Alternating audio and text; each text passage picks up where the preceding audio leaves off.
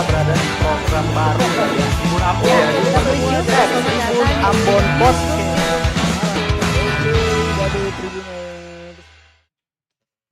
Halo Tribuners, selamat sore. Kembali lagi bersama dengan kami dalam Tribun Ambon Podcast ulasan sepekan edisi 26 Juli. Tentu saja hari ini saya tidak sendiri seperti minggu-minggu yang lalu.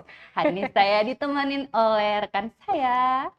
Halo Tribuners, saya Ajeng Hatalia, senang sekali bisa berdampingan kembali bersama dengan rekan Stefani di program kita yang mana kita akan mengulas ya rekan Stefani, Iya, benar sekali. berita-berita pilihan kami selama sepekan ini, yang mana jika telah dibaca oleh Tribuners di portal kami www.tribunambon.com pasti sudah mengetahui juga seperti apa perkembangannya. But in case Tribuners yang mungkin melewatkan atau mungkin udah lupa dengan apa yang udah terjadi selama sepekan ini, nanti akan kita ulas di kali ini ya. Iya, benar sekali. Mau mengingatkan juga buat Tribuners semua, jika ada yang mau berbagi berita kepada tribunambon.com yang tidak bisa kami jangkau, boleh banget ke berbagai akun sosial media kami dan akan di follow up oleh admin-admin sosial media dan akan diteruskan kepada reporter-reporter kami. Baik, Tribuners, di ulasan sepekan, berita pertama yang ada di deretan yang bakal kita ulas yaitu ada sebuah kasus yang masih kencang banget ya diobrolin hingga saat ini, yaitu kasus pelecehan, dugaan ya, pelecehan seksual yang diduga dilakukan oleh mantan yang saat ini sudah menjadi mantan memang Kepala Dinas Pemberdayaan Perempuan dan Perlindungan Anak Provinsi Maluku, David Katayane. Tribuners, ini diduga kekerasan pelecehan seksual ini dilakukan oleh Katayane terhadap bawahannya yang diketahui adalah seorang dosen juga. Dan kasus ini pun sudah dilaporkan. Ini memang menjadi atensi juga nih untuk para penegak hukum, rekan Stefani. Karena dari Polda Maluku sendiri pun sudah memberikan ultimatum begitu bahwa akan turut melakukan penyelidikan juga, pokoknya penegakan hukum terhadap kasus dugaan pelecehan seksual. Jadi mereka tuh nunggu tuh minggu kemarin, rekan Stefani, mereka nunggu laporan kepolisian dari korban maupun keluarga korban terhadap terduga pelaku David Katayane ini. Dan di pekan kemarin itu sudah dilaporkan kasusnya kepada pihak kepolisian dan penyelidikannya sementara sedang berjalan. Katayane pun sudah diperiksa oleh pihak kepolisian pada Senin kemarin. Namun sebelumnya rekan Stefani, kasus ini mengundang kemarahan dari berbagai pihak, terutama aktivis perempuan maupun anak ya, gerakan yang salah satunya itu mereka tergabung di dalam gerakan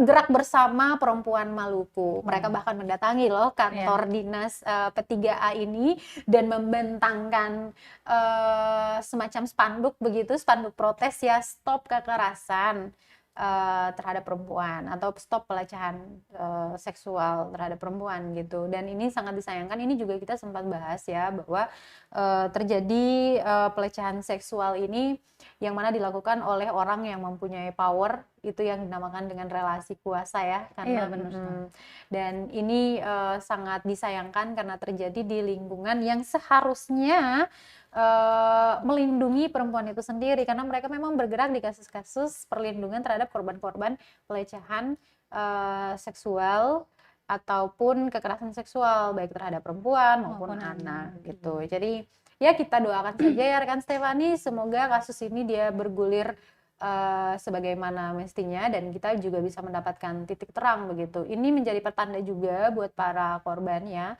rekan Stefani, untuk jangan takut speak up lah. Jika memang hal itu terjadi, amit-amit buat diri sendiri ataupun orang-orang di sekitarnya, jangan takut untuk melapor karena udah ada undang-undang tindak pidana kekerasan seksual yang tentunya akan melindungi para korban. Iya, kemarin juga sempat sudah dibahas di talk show kemarin. Betul ya. sekali. Persis kemarin kan bersama dengan rekan Ajen dan salah satu Gerak aktivis, Bersama Perempuan Maluku, aktivis, dan itu sudah diulas dengan mendalam ya kenapa kekerasan seksual itu terjadi di lingkungan paling dekat dan kerap dilakukan oleh pelaku-pelakunya adalah orang-orang yang memiliki kuasa atau Kuasa, power betul gitu. Mereka bisa mempunyai kontrol yang kuat terhadap orang-orang yang mereka menganggap bahwa lemah gitu. Sebenarnya panjang banget kalau kita mau bahas tentang relasi kuasa ini, jadi kalian nonton aja ya di Perempuan Bercerita Iya, edisi benar. kemarin, langsung saja di kanal YouTube kami Tribuners, di sana biar itu juga bisa menjadi pembelajaran atau edukasi juga untuk kita bersama ya. Oke, jadi gimana nih rekan Stefani, kalau misalkan ada kekerasan seksual langsung dilaporkan? Iya, tentu saja dong dilaporkan. Oke. Iya dong rekan Stefani. Ya, kita ke berita berikutnya nih. Ada berita apa? Dari Ada Kota Ambon, kabupaten. Provinsi Maluku. Oh, kita ke Kita kabupaten ya. dari Kota Ambon ke Kabupaten Seram bagian barat, tentunya di RSUD Piru, di mana nakes RSUD Piru dipecat secara sepihak.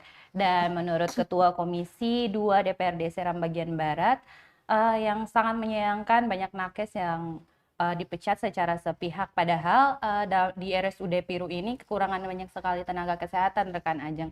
Terbukti dari meski surat keputusan Bupati tentang nama-nama honorer yang telah diterbitkan sejak Desember 2020 yang lalu, namun kebutuhan akan tenaga kesehatan ini masih sangat diperlukan di RSUD Piru, rekan Ajeng. Nah, ini juga sangat disayangkan ya apa yang disampaikan oleh salah satu wakil rakyat kita di Seram bagian barat ya, karena memang kita tahu bahwa daerah kita yang terdiri dari pulau-pulau ini untuk mendapatkan akses kesehatan itu sangat sulit begitu. Dan ini sudah ada nakes begitu ya yang sudah mengabdi di daerah untuk bisa turut memberikan layanan kesehatan kepada masyarakat kita di daerah, terutama ini harusnya dijaga begitu ya, karena ini juga merupakan aset ya, yang mana akses untuk mendapatkan kesehatan secara merata di Provinsi Maluku itu bisa terpenuhi ya, dengan apa? Penempatan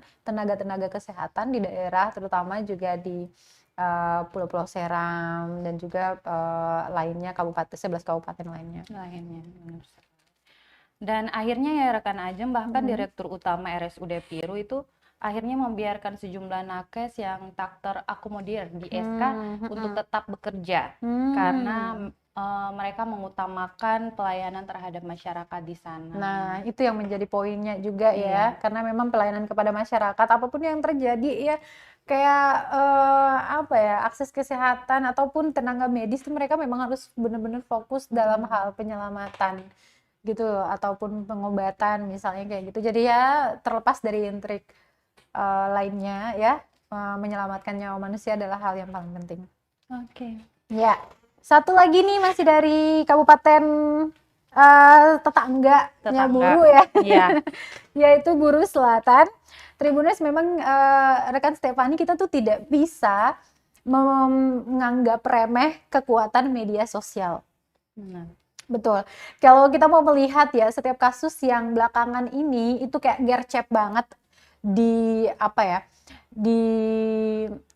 penyelidikan, kemudian dieksekusi dan segala macam oleh pihak-pihak terkait, itu karena memang terkuak gitu loh di sosial media dan dorongan dari masyarakat Indonesia melalui netizen itu cukup kuat agar bisa pihak-pihak terkait itu tuh bergerak gitu loh. Karena kalau tidak viral tuh kayak susah banget gitu untuk bisa diproses. Yes, nah ini salah satu kasus nih yang terjadi belakangan ini viral di media sosial Tribuners, itu datangnya dari salah satu akun Facebook dengan nama Syarif Tuasikal yang membagikan video aksi seorang oknum TNI memukul pegawai PLN yakni di pembangkit listrik tenaga diesel KP Wamsisi Buru Selatan. Dan itu terekam di kamera CCTV dan kemudian dibagikan gitu ya di sosial media dan mengundang kemarahan masyarakat luas ya melalui netizen itu. Udah tahu kan netizen kalau komen gitu ya. Dan kasus ini pun disorot juga oleh pihak PLN itu sendiri di KP Wamsisi, rekan Stefani. Akhirnya juga mereka menyerahkan kasus pemukulan itu kepada pihak berwajib untuk diselesaikan entah itu karena kan kalau TNI kan ada tuh pomnya atau polisi militernya untuk menyelesaikan kasus-kasus yang dilakukan oleh anggotanya. Nah, dan ternyata rekan Stefani korbannya bukan cuma satu, Tapi ada dari yang PLN itu juga. ada dua Ada dua dari korban, PLN. dan mereka tuh kena luka pukulan di mana ya, di kepala ya, Memar di kepala memar dan di rusuk. kepala dan rusuk ya. Nah, itu semoga lah cepat selesai ya, Tribuners. Next, kemarin di Kota Ambon sempat menjalani uji coba rekayasa lalu lintas nih Tribuners, namun kemudian sudah dihentikan. Oh, oke. Jadi Ya. cuman jalan berapa hari tuh? Berapa hari ya nanti Tribuners boleh 2 update hari ya. Oke. Jangan nyuruh Tribuners kerja mulu, anak kita yang kerja ini. Iya, biar Tribuners baca berita Bu ya. Oke. Terus gimana tuh? Sudah dihentikan karena mendapat komplain dari pihak sopir angkot di beberapa jalur, dan alasan yang kedua, Dinas Perhubungan Kota Ambon sudah mendapatkan gambaran terkait uji coba yang dilakukan untuk mengurangi kemacetan yang ada. Berarti setidaknya ada 2 alasan ya yang membuat pemerintah Kota Ambon melalui Dinas Perhubungan Kota Ambon itu menghentikan rekayasa lalu lintas di jalur Jalan Tol Kabesi ya. Yaitu yang pertama tadi yang seperti yang disebutkan oleh rekan Stefani, kalau memang banyak protes sih, bukan cuma dari supir angkot aja, tapi banyak juga dari pengendara roda 2 bahkan yang menyampaikan komplain-komplain mereka bahwa sama aja macet gitu ya. Kayak tetap aja terjadi penumpukan kendaraan di Jalan Tol Kabesi itu gitu loh.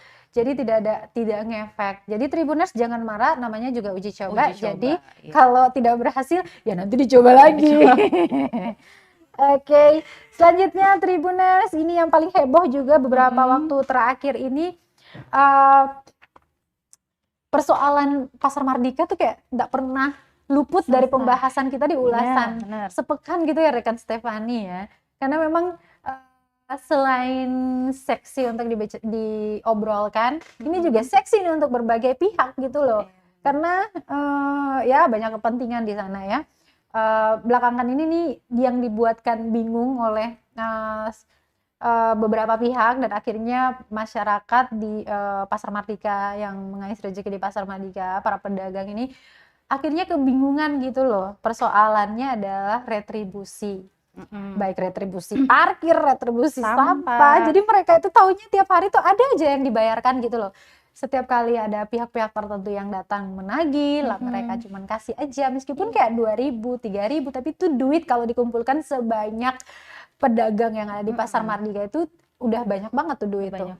Nah, ya ini yang menyebabkan adanya klaim dari pemerintah kota maupun pemerintah Provinsi Maluku. Nah, kita paham betul bahwa memang Pasar Mardika ini itu berada di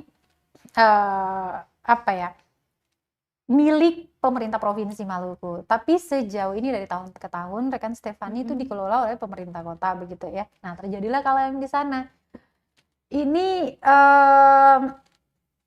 dari pemerintah kota maupun pemerintah Provinsi Maluku tuh kayak sampai sekarang tuh belum ada titik tengah yang mempertemukan kedua pihak ini agar masyarakat tuh tidak bingung gitu. Tapi dari pemerintah kota sendiri melalui wali kota kita, PJ Wali Kota ya, Bodewin Watimena, bahwa menegaskan atau meminta kepada masyarakat, kepada pedagang bahwa kalau ingin membayar retribusi bayarnya ke Pemkot aja. Tapi lagi-lagi ada BPT yang kemudian terus kerap turun dan nagih lagi, makanya masyarakat pedagang itu bingung gitu. Kita tuh mau bayar kemana gitu loh. Akhirnya ini tuh kayak kita melihatnya sebagai kemarahannya Pemprov ya. Mereka langsung memasang pelang. Masang pelangnya di kawasan penampungan sementara atau TPS itu. Jadinya ya pedagang tidak bisa lagi membuang sampah di situ karena itu udah lengkap dengan aturan-aturannya. Kalau menggunakan lahan itu dengan tanpa izin atau segala macamnya ya kenanya di hukuman gitu. Iya benar sekali. Dan kita masih menunggu ya.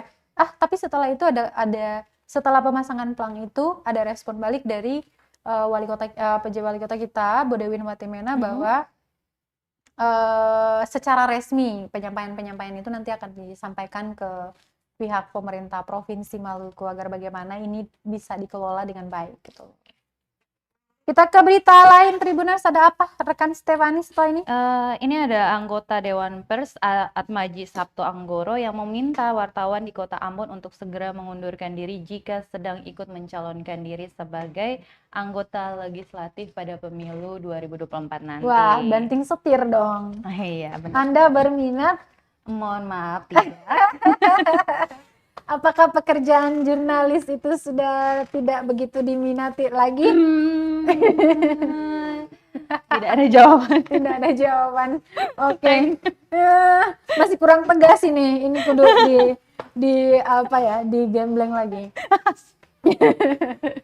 Terus apa kata dia dong? Hal itu disampaikan oleh beliau di sela-sela penyelenggaraan UKW kemarin di Nasepa Hotel Sabtu 22 Juli 2023. Katanya bagi teman-teman wartawan yang terlibat mencalonkan diri sebagai anggota legislatif, wali kota dan lainnya, kami dari Dewan Pers meminta dan mengimbau untuk segera tidak aktif dan mengundurkan diri. Iya, itu memang sudah aturannya seperti itu ya. Kalau Anda mau banting setir memang harus resign dulu dan tidak mengatasnamakan diri sebagai seorang jurnalis lagi, karena ya sebagai seorang jurnalis tentunya harus independen ya. Iya, kalau sudah nyalek ya pasti takutnya Anda memberitakan diri Anda sendiri lagi. Itu kan lucu. Baik, Tribuners, salah satu berita lagi nih yang datang dari negeri Kariu, Kabupaten Maluku Tengah. Ya, ini kemarin juga sempat viral ya di sosial media rekan Stefani. Ini merupakan seruan hati dari anak-anak negeri Kariu ya di Pulau Haruku, Kecamatan Pulau Haruku, Kabupaten Maluku Tengah. Mereka meminta kepada Presiden kita Pak Jokowi Widodo terkait dengan pemenuhan pendidikan. Memang kita tidak bisa pungkiri ya bahwa untuk akses pendidikan itu sendiri di daerah kepulauan ini masih tidak merata begitu. Ini juga menjadi tantangan, dan salah satu tantangan itu keterhubungan tadi, dan ini menjadi suara hati mereka yang disampaikan di Hari Anak Nasional. Hari Anak Nasional ya Tribuners ya, yang jatuh pada 23 Juli 2023 lalu. Ini menjadi catatan juga sih buat pemerintah baik di daerah sampai di tingkat pusat juga ya, untuk bisa turut memperhatikan pendidikan di daerah-daerah pinggiran gitu ya, biar bisa merata lah setidaknya dari segi fasilitasnya, dari segi tenaga gurunya atau SDM-nya, dan pendidikan merdeka yang saat ini diimplementasikan itu juga bisa merata sampai ke sana gitu. Oke, kalau biasanya ya kita menutup perjumpaan ulasan sepekan ini dengan berita pariwisata, kali ini beda ya. Oke, nah rekan Stefani, sebelum kita ke berita tersantai kita di portal www.tribunambon.com, yes, ini juga masih sangat panas hingga saat ini ya Tribuners dan juga rekan Stefani, pemberitaan yang menarik berbagai macam pihak untuk turut muncul di publik gitu, yang kita udah lama banget menanti-nantikan keberadaan mereka untuk membicarakan sesuatu yang berkaitan dengan kinerja-kinerja mereka, namun mereka muncul dengan sesuatu yang agak baru gitu. Mungkin saya perlu duduk dengan mereka satu persatu juga di program-program talk show kami, jadi mohon ya kalau nanti kita undang begitu ya, datang Ki. Oke. Jadi Tribuners, seperti yang kita beritakan beberapa pekan terakhir ini bahwa pertama yang disampaikan oleh salah satu anggota Dewan Provinsi Maluku, anggota DPRD Provinsi Maluku ya, yaitu Samson Atapari, melalui rapat bahwa ada dugaan adanya laporan fiktif begitu yang dilaporkan dalam LPJ Kuarda Maluku. Nah, itu dinilai laporan fiktif berdasarkan informasi yang sudah digali secara informal dari Samson Atapari ke para apa ya, staf di dalam Kewarda Maluku itu sendiri, bahwa dari laporan fiktif itu setidaknya sebanyak 2,5 M yang diduga dibuatkan laporan fiktifnya. Iya. Jadi intinya yang disampaikan oleh Samson Atapari di sini adalah kegiatan-kegiatan yang tidak dilakukan tapi dilaporkan anggarannya seperti itu. Nah, ini menjadi memunculkan banyak sekali ya pandangan-pandangan dari berbagai pihak, dan juga kemudian muncul dengan bukti-bukti lain seperti itu.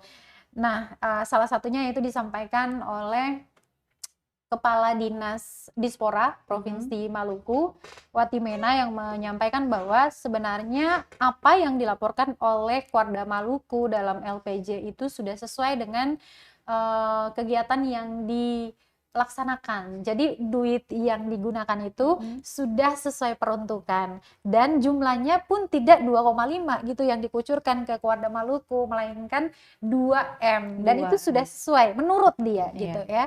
Muncul lagi nih banyak pihak yang kemudian datang dengan apa ya, pendapat-pendapat mereka ya. Ada juga yang sudah bahkan melaporkan Samson Atapari dengan tuduhan ujaran kebencian, ujaran kebencian terhadap sosok ketua Kewarda Maluku, yaitu Widya Pratiwi. Ada lagi dari Partai Widya Pratiwi sendiri yang membackup begitu dengan menilai bahwa ini sebagai salah satu intrik politik yang tengah dimainkan oleh Samson Atapari begitu. Namun di sisi lain, Samson Atapari yang kapasitasnya sebagai anggota dewan yang sudah mempunyai tugas diembankan untuk mengawal anggaran-anggaran pemerintah dalam pengimplementasiannya, menilai bahwa apa yang dia sampaikan itu adalah sesuatu yang tidak bisa dipolisikan gitu, karena dia punya hak imunitas di situ untuk bisa menyampaikan pendapatnya. Benar dan tidaknya harus melalui proses-proses pemeriksaan gitu loh, dan pemeriksaannya harus dilakukan oleh pihak-pihak yang berwajib, penegak hukum dalam hal ini, baik jaksa maupun kepolisian. Namun hingga saat ini Tribuners, kita belum mendapatkan statement resmi dari Ketua Kewarda Maluku, dalam hal ini Widya Pratiwi, terkait apa yang disampaikan oleh Samson Atapari.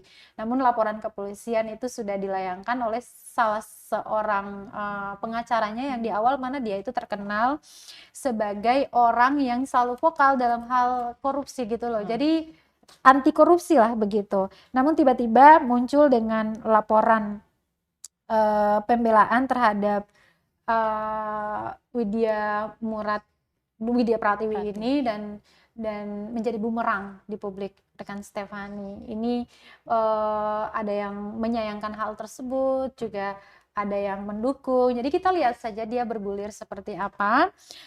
Yang pasti kita sangat terbuka ya untuk konfirmasi-konfirmasi, kemudian untuk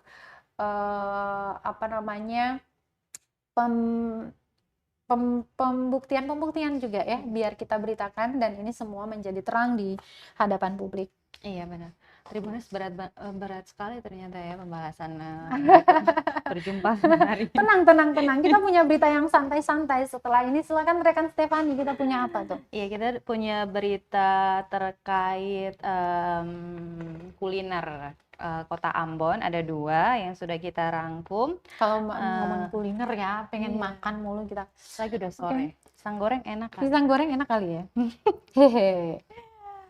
Bagi Tribuners pecinta panekuk tipis non crispy, bisa banget untuk menjambangi kedai Sweet Crepes yang baru-baru ini viral di media sosial, yang berlokasi di parkiran Alfamidi Jalan Sultan Babula, Waihong, Kecamatan Nusanue, Kota Ambon.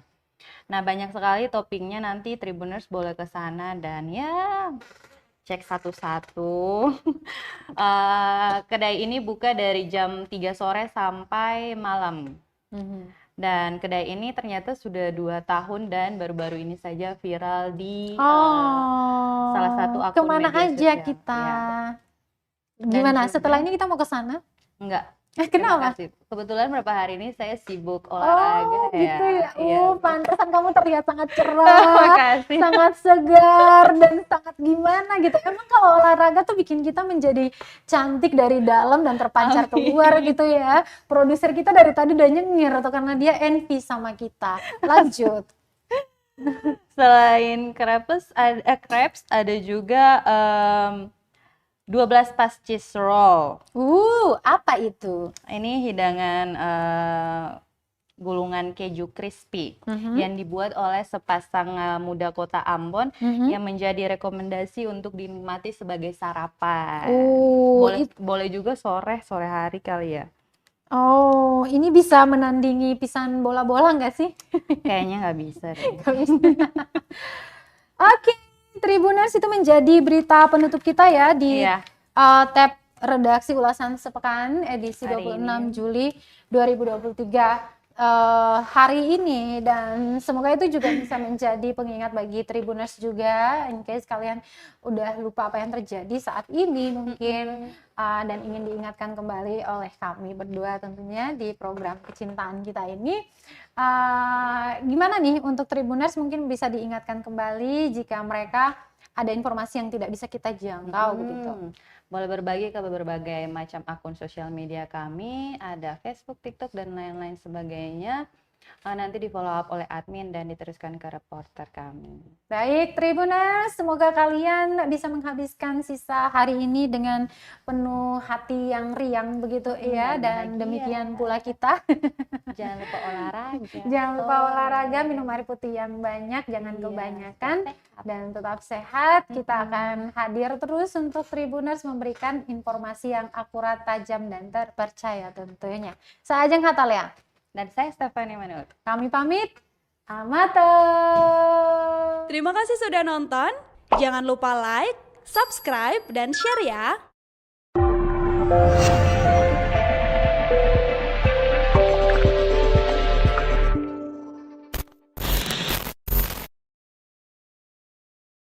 Terima kasih sudah nonton. Jangan lupa like, subscribe, dan share ya.